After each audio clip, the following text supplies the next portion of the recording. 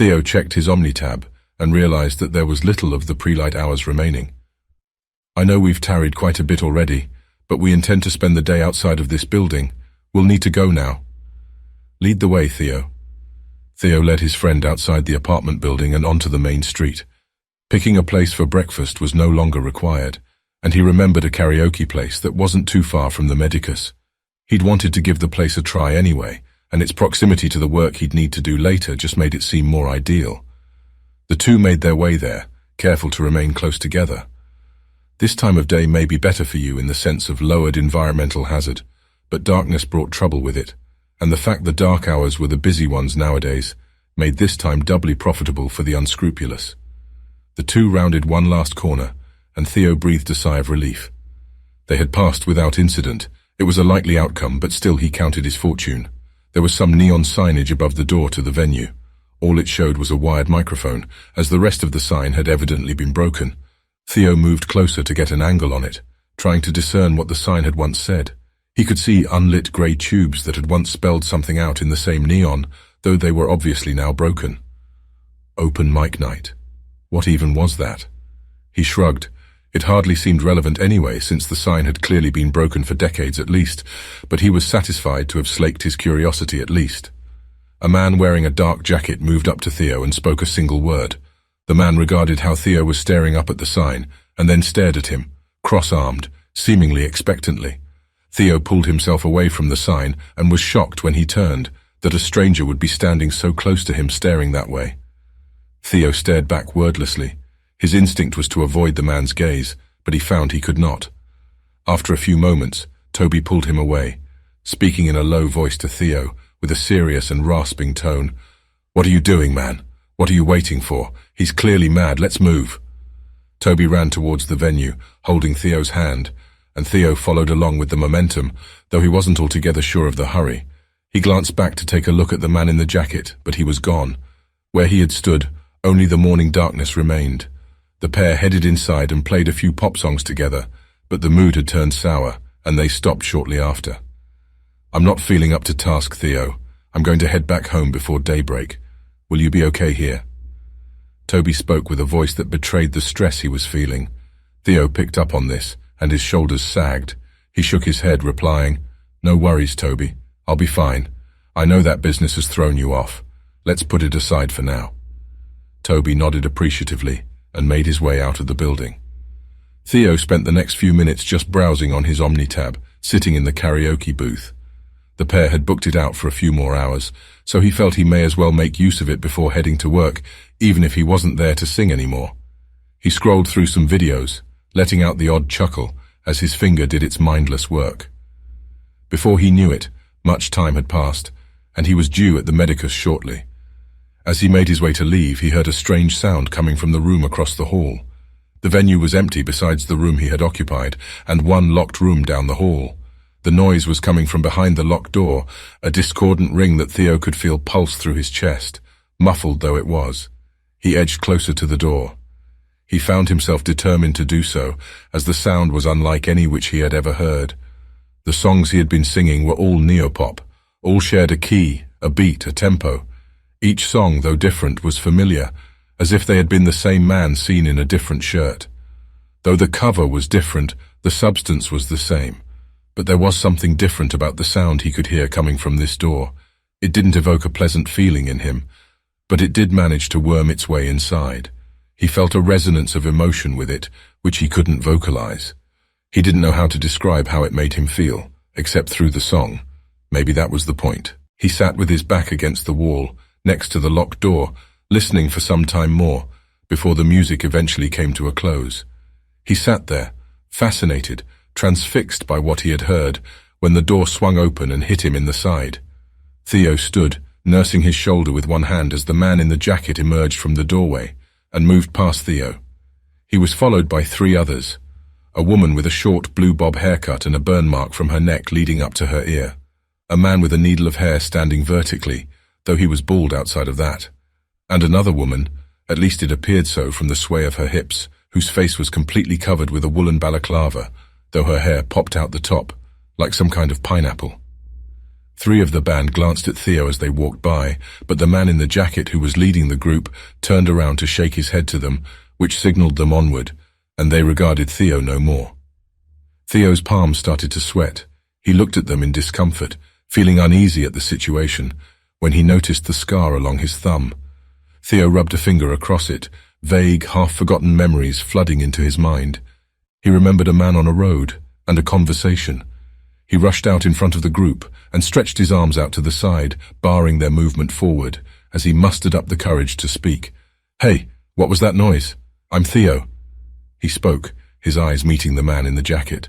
The jacketed man cocked his head regarding Theo before giving a simple reply. "Music. We'll see you tomorrow, Theo." Theo stammered, confused by the response. "Where will you see me? What's your name? Who are you all?" But there was no response. The band made their way out to the streets, and then they were gone. Theo leaned forwards, hands pressed on his thighs, and let out a loud sigh which spoke of both his relief and exasperation. The situation was awkward, and he was glad it was over, but it had been exciting. He never thought he would do something like that with someone outside of the building, to simply approach them and intrude upon them. But something about this group made him think it was the right thing to do. After all, had they not approached him first in a similar way? He felt a little frustrated that he didn't receive the answers he wanted, but was pleased he had been replied to at all. What would happen tomorrow? Would they explain the sounds? Who they were? He wondered at these mysteries as he made his way once more to the medicus. With a jolt, Theo found himself approaching the gates of the city Linus and the donkey by his side. He turned to Linus, speaking softly. "Is there anything I should expect here? Anything I need to do?" Linus returned a small grin and shook his head. "Little you'll need to do at the gates, young Theo. They'll simply check us for contraband and ask the reason for our visit. I'm here to sell my wares, and you are accompanying me on the road.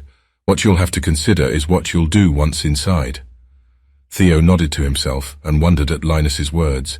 He had been so caught up in the spirit of things since meeting Linus that he hadn't really considered what he would do once they arrived in Athens. To him, the journey had been more important than the destination it seemed. "Now there's a new journey to be found," he assured himself. He resolved that once he was inside, he wouldn't be a burden to Linus. He may visit his stall or wave on the street, but this was a lifetime's opportunity to try something new, something unexpected. The queue leading to the gate was moving at pace, but the sheer volume of travelers was making it feel decidedly slow. Each traveler had passed without incident, so the fortunes seemed good. Finally, Linus approached the guard and motioned back to his donkey. "This here's my mule. She's all my wares atop her. Herbs, poultices and the like. That one over there is my company for the road. Helps to set up camp, and it always feels safer to have a young man with you on your travels when you're my age." He gave an earnest and toothy smile. The guard looked over to Theo, and the young man shrugged. "I've heard enough. In you go, you two." The guard motioned to the pair, and they headed beyond the gate and to the inside of the walled city. "I thought you said the walls were gone." "I never said they were gone, Theo. I said the long walls were gone. They had connected Athens to nearby port cities and extended her influence beyond the polis proper. That is why the Spartans ordered them destroyed, to limit the power Athens could project on her neighbors." Theo nodded, his hand stroking his chin. "I see. I'm beginning to understand this place a bit better, even if much of it is still alien to me. Thank you, Linus. You've been a great help." Linus smiled ruefully, both proud he had guided this strange traveler here, and filled with a little sorrow that their time together was to end. With the way Theo was speaking, it couldn't mean anything else, though he supposed the messenger had a higher task to attend to. They shared a handshake before parting, and Theo was on his way. Where Theo was on his way to, precisely, he could not say. He had a feeling he was supposed to do something in Athens, but beyond that he was not too sure. He turned through the twisting streets, the haphazard layout of the place catching his attention, and found the orderly look of the Acropolis atop the hill completely at odds with the chaos of the lower town, where it seemed buildings had been set down wherever one might fit them. He even saw a few homes that seemed to bend with the corners. An odd sight, and just thinking about them made him a little dizzy. Thoroughly convinced of the merits of being lost, the young man continued to make turns hither and thither, hoping that somehow this would lead him to a place or encounter of note. It was then that his leg snagged on something, and he tripped face first onto the dusty pavement.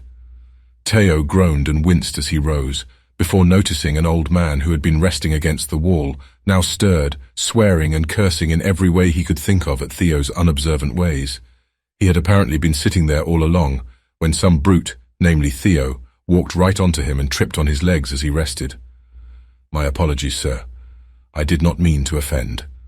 Theo offered an apologetic bow, and the man still sitting on the street laughed. "Barbaric coordination offset by courtly manner, now aren't you sight to behold? Who are you, boy?" "I am Theo, sir, and you?" "Call me Nicodemus. I am master of these parts. You would do well to remember it." "I will do so on both counts. Does that mean this establishment is yours?" Theo gestured to the building behind him, and across from Nicodemus. A series of tables and stools dotted the inside, with most occupied by men drinking. "The place seems an inn, and I am in need of lodgings." For his part, Nicodemus burst out laughing.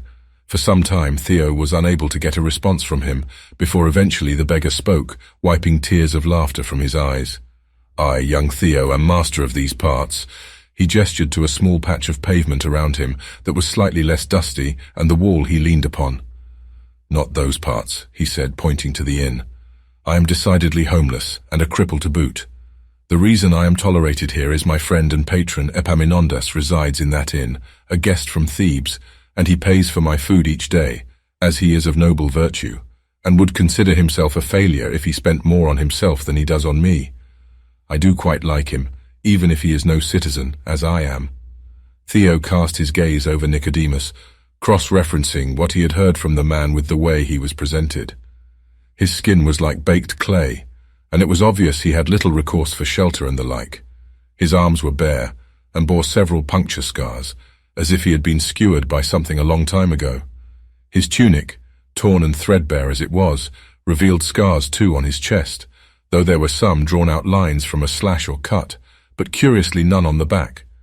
All the old damage was concentrated on the front of his arms and chest, not the rear.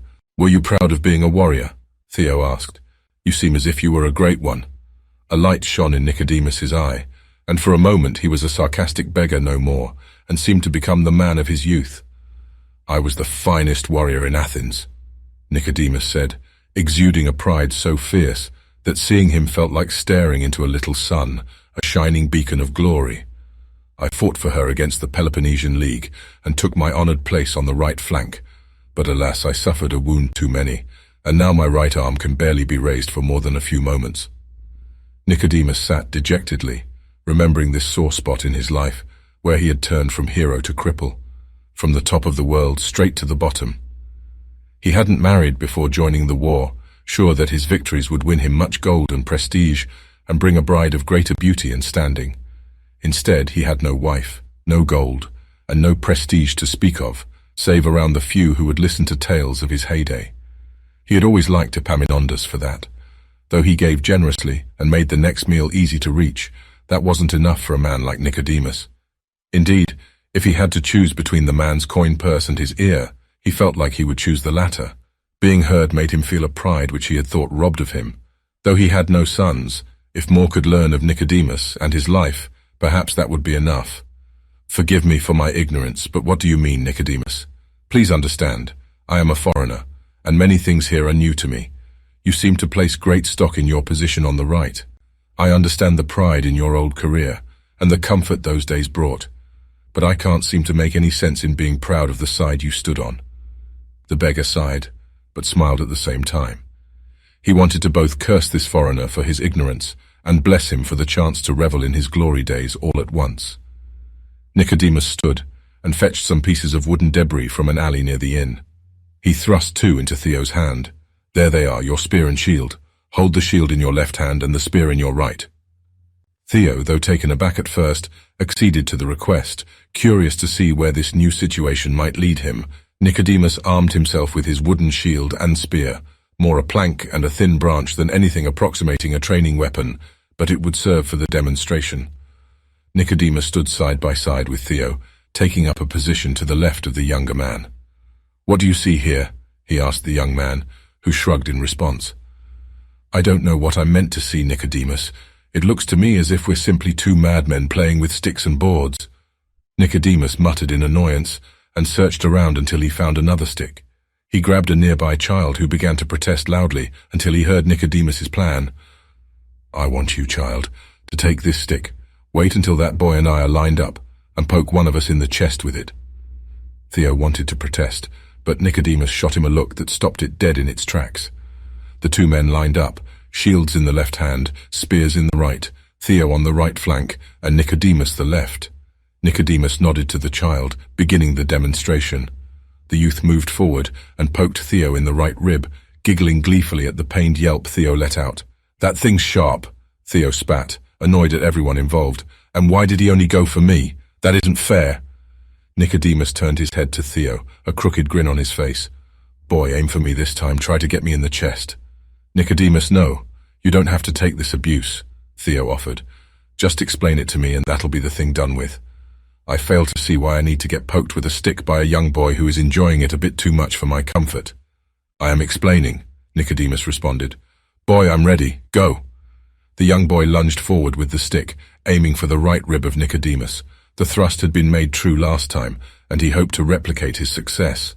To his dismay, his stick cracked off Theo's shield, instead of hitting Nicodemus. The boy changed tactics, this time aiming for the left rib. Perhaps attacking from the outside had been the key the first time, he thought to himself.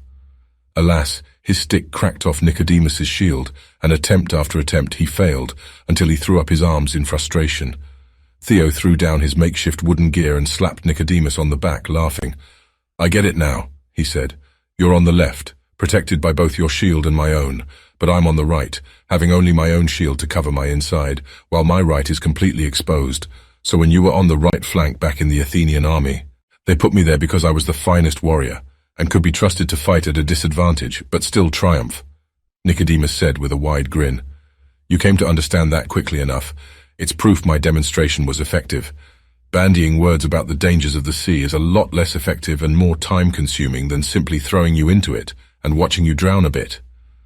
It was then Theo noticed that the roughhousing had attracted a bit of a crowd, who had been gawking at the makeshift display. One figure emerged from the crowd and hugged Nicodemus. "Well fought, my brother. I see you still have the grit that made you a hoplite of renown." He had curly brown hair, and appeared to be in his late 20s or early 30s. His aquiline features were not ugly, but they were distinct. He was not particularly handsome, but his appearance and presence were striking. "I'll teach you the same tomorrow for a drachma, Epaminondas," Nicodemus said, nudging the man with his left elbow. "Unfortunately, tomorrow won't do. We have planning to do, you see. But come, join me at my table tonight, both of you. After all, any friend of Nicodemus is a friend of mine."